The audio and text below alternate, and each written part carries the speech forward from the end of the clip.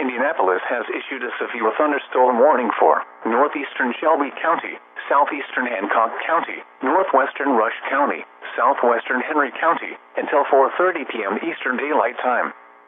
At 3:59 p.m. Eastern Daylight Time, a severe thunderstorm was located 9 miles southeast of Greenfield, or 10 miles northeast of Shelbyville, moving east at 25 miles per hour.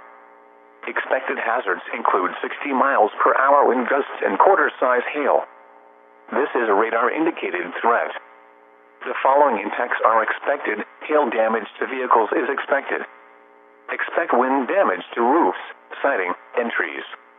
This severe thunderstorm will be near Arlington around 4:10 p.m. Eastern Daylight Time.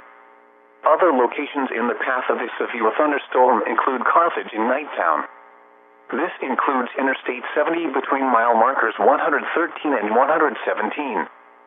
For your protection, move to an interior room on the lowest floor of a building. Repeating, a severe thunderstorm warning has been issued until 4:30 p.m. Eastern Daylight Time for the following counties in Indiana: Hancock, Henry, Rush, and Shelby.